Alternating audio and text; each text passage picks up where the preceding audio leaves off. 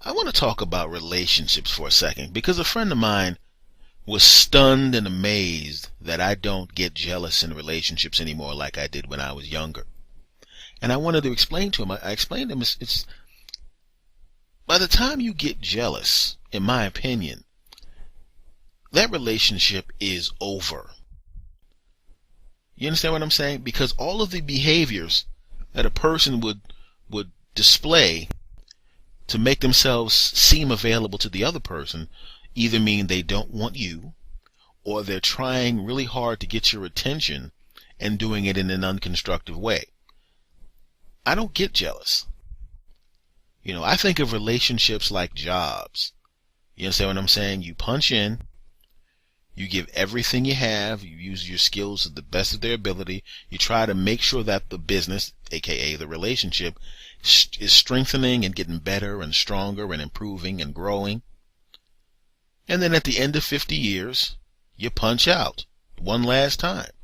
The only difference between a relationship and a job is, in a job, at the end of the 50 years, you get your gold watch, and then you take your stuff out in the box. At the end of a relationship, they take you out in a box and bury you with a gold watch. I just never understood the concept of getting really jealous and angry. It didn't make any sense to me, because, like I said, I refuse to give anybody that kind of power over me. I did it before. I did it before when I had a girlfriend who and this was the last time I actually allowed woman that I was in a relationship with, to have that kind of power. I was a little younger than she was, and I was in my early 20s. She was a little older than that, and I thought I had found the girl that I was going to spend the rest of my life with. And what happened was, let's just say she didn't feel the same way. I left some letterhead over her house, and the letterhead had my name and my face on it. It literally had my picture on it. She gives it back to me. I stop off and pick it up, and I say, "Thanks a lot, doll," and then I take my stuff and I go home. I opened up the box of letterhead, and inside of the letterhead box was a romantic note, very well thought out, very sweet and sexy and awesome and great. And I'm sitting there going, this woman is awesome.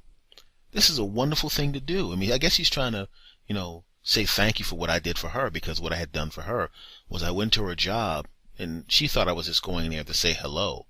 But basically what I was going there to do was to find out when all of her girlfriends were going to be around the front desk, because there's nothing better than the only thing better than getting your woman a bunch of, like, a big bouquet of flowers and romantic note and all of that kind of stuff, is to do it in front of her girlfriends. So I stopped off a couple of times just to make sure I knew when her girlfriends were going to be there. So when she got the note and the thing and the flowers and the dancing and all that kind of stuff, it happened right in front of them. So I figured, okay, this is her way of giving me a little bit of that back. So I'm reading this note, and I noticed that some of the places she was talking about, we had never gone to. Some of the activities that took place never took place when I was with her. Also, I'm not an older white guy who's married with 3 children. So that was kind of the last clue. Let's see, I'm a young black man and in my 20s, and this guy's a rich white guy in his 40s. Yeah, I don't think she's talking about me here. And it kind of infuriated me because it just crushed me, man. I couldn't believe anybody could do something like that. And as it turned out, she had been going through this other relationship for months, and that pissed me off. And that was the first time in my life that I ever was in a situation where someone did something to me that hurt so badly that I actually felt physical pain.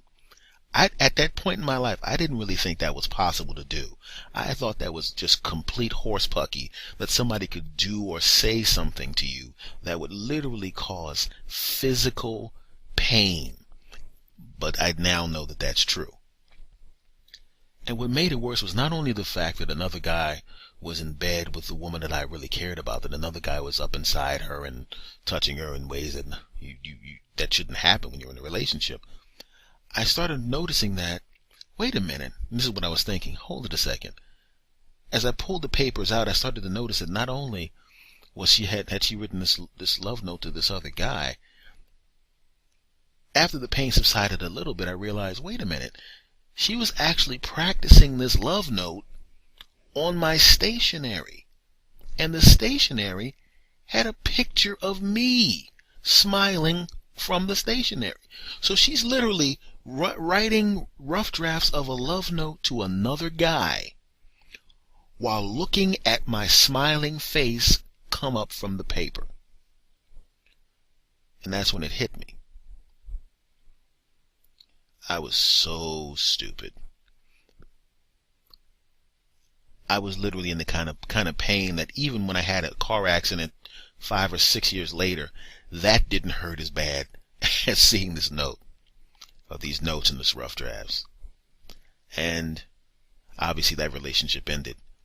But that was the last time I decided that I was ever going to let anyone hurt me like that again. Now, I didn't mean that I was going to close myself off emotionally. Anyone that knows me knows that I'm an emotional guy. And what I mean by emotional is I can love people very, very deeply. I'm a very good friend. But you will never have an opportunity to crush me with something that you do. And I made a decision. I'm never going to let myself get jealous. I'm never going to let that happen again. If a person does not want to be with you, don't take it personally. Because let me keep in mind, say for the sake of argument, say the best car in the world is a Bugatti. It's a car that costs $1.5 million. But you love 65 Mustangs, which will probably cost about $25,000. And someone says, hey man, take this Bugatti. You can't sell it, but you can have it. You would be like, I don't want that. And they think you were crazy. You want that 65 Mustang? I mean, I know it's a classic, but this is a Bugatti here, man. Nah, I'm cool. Now, that person wouldn't take it personally. Because you're wanting or having a preference for the 65 Mustang doesn't denigrate the Bugatti. It doesn't mean the Bugatti sucks. It just means what you want is a 65 Mustang. And I realize it's exactly the same way in relationships. It doesn't mean that you suck because this particular person doesn't want you. All it means is that they want that. And quite frankly, if they want that, it doesn't mean there's anything wrong with me. And since it doesn't mean that there's anything wrong with me, I can't take it personally. And if I can't take it personally, let them go. I wish you happiness. We can't be friends because you lied to me, but I wish you happiness. And that's what I told him. That's what I told my friend. And that's the only thing I can say. I refuse to be jealous of anybody for any reason. And I hope you feel the same way about yourself. Don't let anybody get in your head. Even if they don't want you, it doesn't mean that you suck. It just means they want something else.